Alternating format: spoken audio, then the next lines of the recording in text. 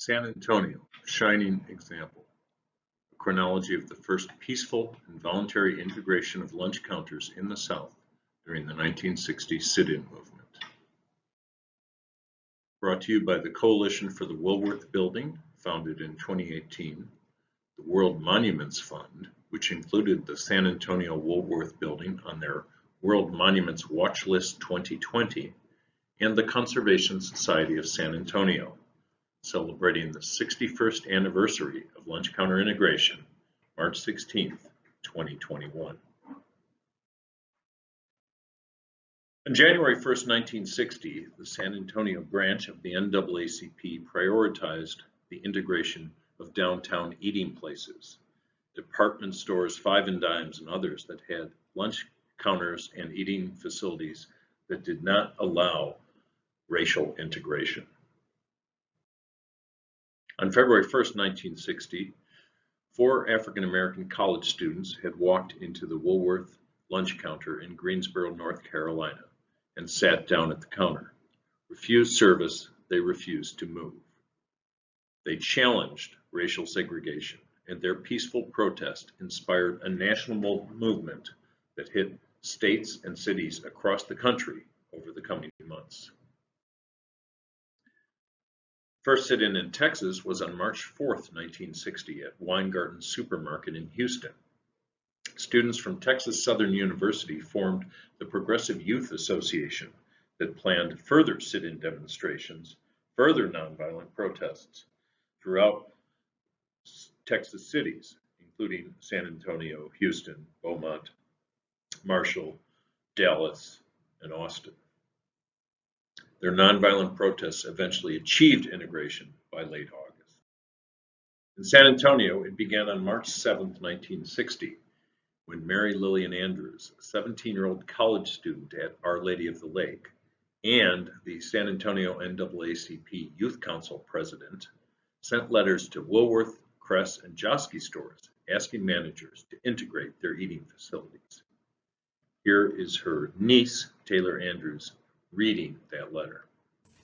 Youth of all races in San Antonio go to school, ride the buses, enjoy municipal recreational facilities together, but they cannot sit down and eat together in your store.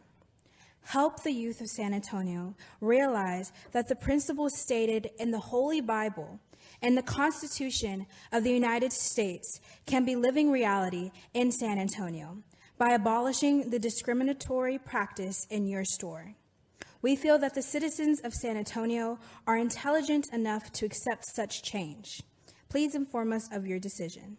The letter was signed by Mary Lillian Andrews, president of the local NAACP Youth Council. Thank you.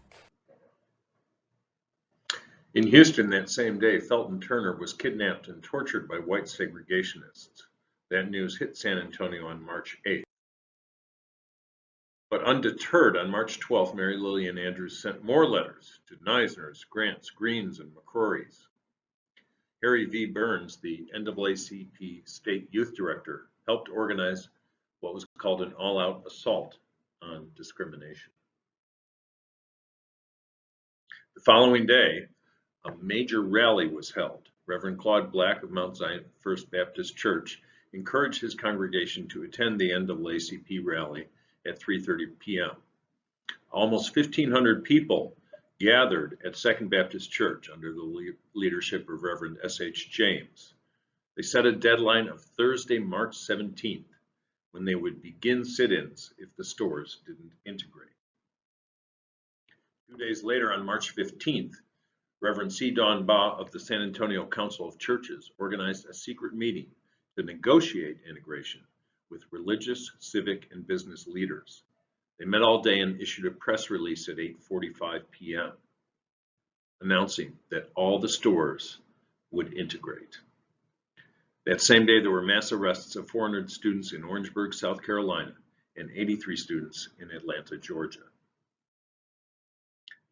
On March 16, 1960, a Wednesday, 7 downtown lunch counters peacefully, quietly, and voluntarily opened their eating facilities to Black and white customers alike. The Crest Cafeteria was one of the first places the news media found whites and blacks eating together. And soldier and sculptor Richard Hunt left his base at Bamsey with friends to eat a hamburger at the newly integrated Woolworth's lunch counter for lunch. Goski's department store was the only one that did not integrate, asking for a 30-day extension. There were no incidents that day, although police did find a burning cross in Travis Park that evening with a threatening note. The mayor dismissed it as the work of cranks, and there were no incidents following. By March 17th, the next day, news had hit newspapers around the country that what San Antonio had done should be a shining example for the rest of the nation. The local newspapers were all in favor. The NAACP hailed the desegregation, and Mary Lillian Andrews herself and a friend were pictured at the Woolworth's lunch counter in the next issue of Jet magazine on March 31st. On March 19th, Jackie Robinson, who had previously been scheduled to speak at a banquet held by Second Baptist Church and St. Paul's Methodist Church in the newly erected Vieta Assembly Building, compared the integration in San Antonio to his own crossing of the color line and integrating Major League Baseball some 13 years earlier. He was quoted in a page 1 article in the New York Times on March 20th, saying that what San Antonio had done is a story that should be told around the world.